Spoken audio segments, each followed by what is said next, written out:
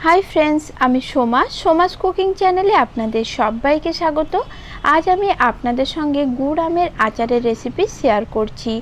किभाबे पारफेक्ट गुड़ आमेर आचार बानिये नेওয়া যায় আর সেটা দীর্ঘদিন সংরক্ষণ করে খাওয়া যায় তার সমস্ত রকম টিপস আমি আপনাদের সঙ্গে শেয়ার করব। চলুন তাহলে এখন এই গুড় আমের আচারের রেসিপিটি দেখে নিন।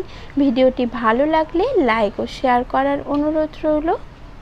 আর যারা এখন আমার চ্যানেলটি সাবস্ক্রাইব করেননি তারা ঝটপট চ্যানেলটি সাবস্ক্রাইব করে নিন, যাতে আমি নতুন কোনো ভিডিও আপলোড করলে তার নোটিফিকেশন সঙ্গে সঙ্গে আপনাদের কাছে পৌঁছে যায়। গুড় আমের আচার তৈরি করার জন্য প্রথমে আমি এখানে 1 কেজি কাঁচা আম নিয়েছি। আমগুলো ভালো করে ধুয়ে নিয়েছি। তারপর আমগুলোর খোসা ছাড়িয়ে আমগুলোকে ছোট টুকরো করে কেটে নিয়েছি। ঠিক এইভাবে আমটা আমি কেটে নিয়েছি। আমের আচারটি তৈরি করার আগে আমি মশলাটা তৈরি করে নেব। তার জন্য একটি কড়াইয়ের মধ্যে আমি দিয়ে দিলাম 4টে শুকনো লঙ্কা, দিয়ে দিচ্ছি 2 চামচ গোটা ধনে, 2 চামচ দিয়ে দিচ্ছি গোটা মৌরি, 2 চামচ দেব গোটা জিরা, আর দিয়ে দিচ্ছি 1 চামচ 5 ফোড়ন। এখন সব কিছু খুব ভালোভাবে মিশিয়ে নেব আর গ্যাসের ফ্লেম লোতে রেখে মশলাগুলো ভেজে নেব। গ্যাসের ফ্লেম একদম কমিয়ে রেখে মশলাগুলো ভেজে নিতে হবে, নাহলে কিন্তু মশলা পুড়ে যাবে আর সেক্ষেত্রে মশলাটা একদম তেতো হয়ে যাবে। লো ফ্লেমে মশলাগুলো ভাজতে ভাজতে যখন দেখবেন মশলাগুলোই হালকা একটু লালচে রং ধরতে শুরু করেছে আর মশলার থেকে সুন্দর একটা গন্ধ বার হচ্ছে, তখনই বুঝতে পারবেন মশলা ভাজা হয়ে গেছে। মশলা আমার ভাজা হয়ে গেছে। এই পর্যায়ে গ্যাসটি অফ করে মশলাটা আমি গুঁড়ো করে নেব। অন্যদিকে কড়াইয়ের মধ্যে নিয়েছি 50 গ্রাম সরষের তেল। তেলটা ভালো করে গরম করে নিয়েছি। এখন তেলের মধ্যে আমি একটা গোটা শুকনো লঙ্কা আর 1 চামচ দিয়ে দিলাম 5 ফোড়ন।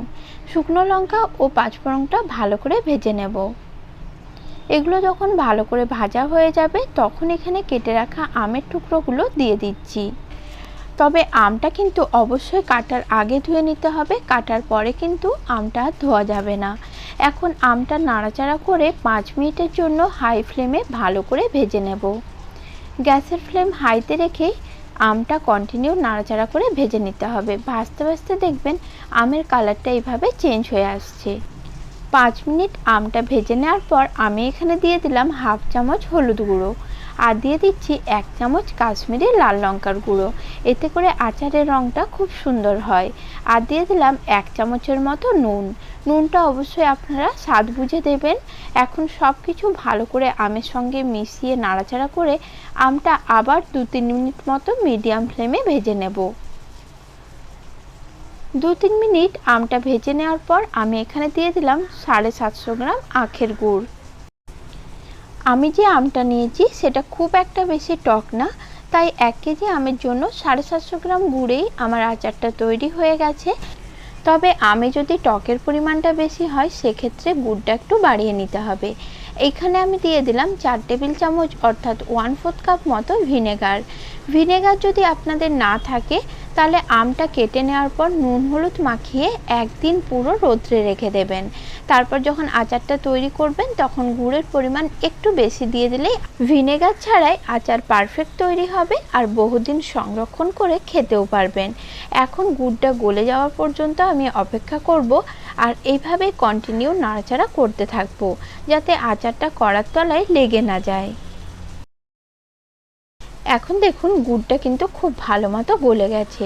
সব কিছু আরেকবার খুব ভালোভাবে নাড়াচাড়া করে আমি 10 মিনিটের জন্য এই গুড়ের মধ্যে আমটাকে ভালো করে ফুটিয়ে নেব, তাতে আমটা ভালো মতো সেদ্ধ হয়ে যাবে। আর গ্যাসের ফ্লেমটা মিডিয়াম লোতে রাখবো। 10 মিনিট পর ফিরে এলাম। এই পর্যায়ে আমটা খুব ভালো মতো সেদ্ধও হয়ে গেছে আর গুড়টাও কিন্তু আগের থেকে অনেকটাই ঘন হয়ে গেছে। এই পর্যায়ে আমি যে ভাজা মশলার গুঁড়োটা তৈরি করে রেখেছি সেটা এখানে দিয়ে দেব 4 চামচ মতো। ভাজা মশলার গুঁড়ো আমি একটু বেশি করেই তৈরি করেছি, পুরোটা এখানে দেব না, 4 চামচ দিলেই হবে। ভাজা মশলার গুঁড়ো যে কোনো রান্নাতেই ব্যবহার করা যায়, তাই একটু বেশি করে আমি বানিয়ে রেখেছি। এখন মশলাটা আচারের সঙ্গে খুব ভালো করে মিশিয়ে নিতে হবে। তারপর গ্যাসের ফ্লেম মিডিয়ামে রেখে আরও 2 থেকে 3 মিনিট ধরে আমি আচারটা ফুটিয়ে নেব। এতে করে আচারটা আরও কিছুটা ঘন হয়ে যাবে। আর এরকমই আরও অনেক ভালো ভালো আচারের রেসিপি আমার চ্যানেলে রয়েছে, চাইলে আপনারা সেগুলো দেখে নিতে পারেন। লিঙ্কগুলো আমি ডেসক্রিপশান বক্সে দিয়ে দেব। আর আচারটা দেখুন কি সুন্দর তৈরি হয়েছে, প্রতিটা আম সেদ্ধ হয়েছে কিন্তু একেবারেই ঘেটে যায়নি। আমার এই আচারের রেসিপি ফলো করে আপনারাও যদি গুড় আমের আচার তৈরি করেন তাহলে এরকমই পারফেক্ট আচার তৈরি হবে। আচার আমার তৈরি হয়ে গেছে, গ্যাস আমি এখন অফ করে দিলাম। এরপর আচারটি পুরোপুরি ঠান্ডা করে নেব। ঠান্ডা করে নেওয়ার পর দেখুন আচারটা আগের থেকে কতটা ঘন হয়ে গেছে। এখন আমি একটি সার্ভিং বোলের মধ্যে আচারটি সার্ভ করে নিচ্ছি। এই আচারের স্বাদ কিন্তু দুর্দান্ত হয়, তাই আপনারা বাড়িতে তৈরি করলে আপনাদের আচারের রেসিপি কেমন হয়েছে আমাকে কমেন্টে অবশ্যই জানাবেন। নমস্কার বন্ধুরা, সকলেই ভালো সুস্থ থাকবেন।